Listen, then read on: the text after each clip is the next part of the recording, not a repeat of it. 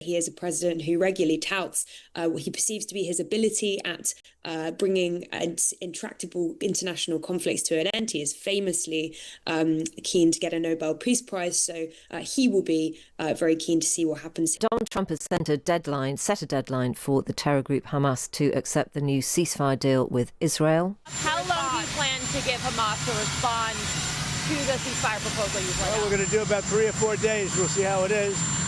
All of the Arab countries are signed up. The Muslim countries all signed up. Israel's all signed up. We're just waiting for Hamas. And Hamas is either going to be doing it or not. And if it's not, it's going to be a very sad end.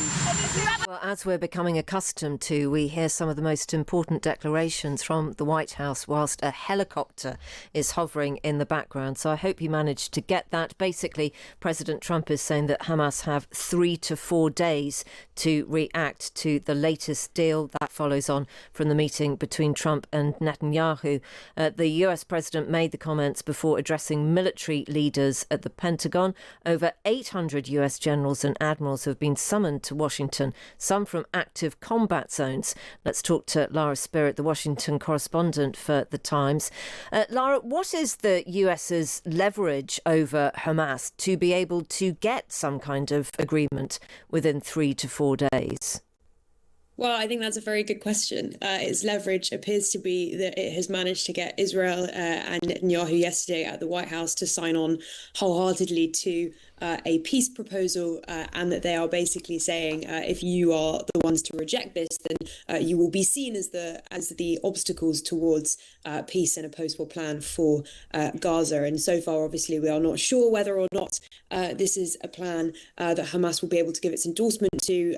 In the immediate aftermath of that press conference between Netanyahu and Trump yesterday, they indicated they hadn't yet seen the proposal itself. Of course, we understand they've now been briefed on its content, so all eyes on them at this point. And indeed, Trump there sounding very, very keen for them to sign up to it. He is a president who regularly touts what he perceives to be his ability at bringing intractable international conflicts to an end. He is famously keen to get a Nobel Peace Prize, so he will be very keen to see what happens here. And judging by, of course, his statement yesterday that he would be the one who would chair this Board of Peace, this transitional international committee that would help run post-war Gaza, he is very much closely aligned with whatever happens in Gaza next, and he will have a real interest in making sure that Hamas sign on to these proposals. So the world watches that closely. We also do need to talk about this extraordinary meeting. Over 800 generals and admirals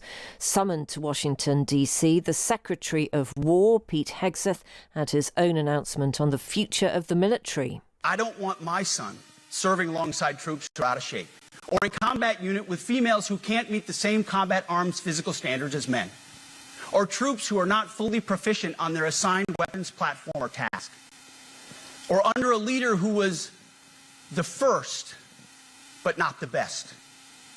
Standards must be uniform, gender neutral, and high. Well, that's quite an extraordinary thing to say, isn't it? He doesn't want people who are out of shape. He doesn't want people who don't have the full pack of biscuits. And he doesn't want any women. How's this gone down, Lara?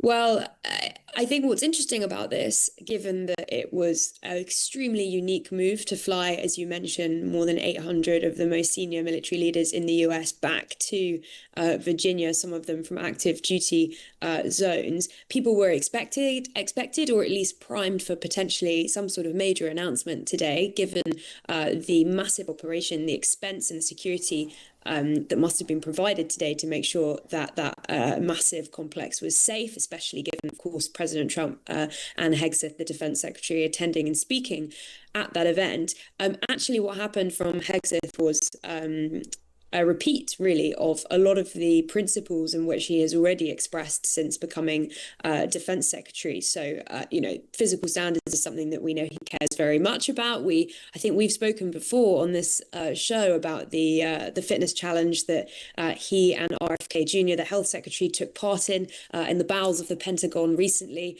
where they have kind of challenged other members of the Department of Defense and elsewhere in government to take up this challenge to prove how important physical fitnesses to the departments. We know that Hegseth cares about this, but of course the requirement of daily workouts and also twice a year physical fitness test does make this more onerous, as indeed were comments about the grooming of men, bids on men, for example, another of his complaints. So in that respect, it was a restatement of some of his previous comments on the case of women. He said in a podcast last year, "I'm straight up just saying we should not have women in combat roles." So although today, of course, we did have that claim about male standards, highest male standard in the military, this again is a repeat of something that we have heard from Hegseth before. So Lara, I mean, are people saying maybe this wasn't what the announcement was going to be, but it's just ended up being this because there was something that they decided they couldn't tell the 800 US generals and admirals that have been flown in, some from active combat zones?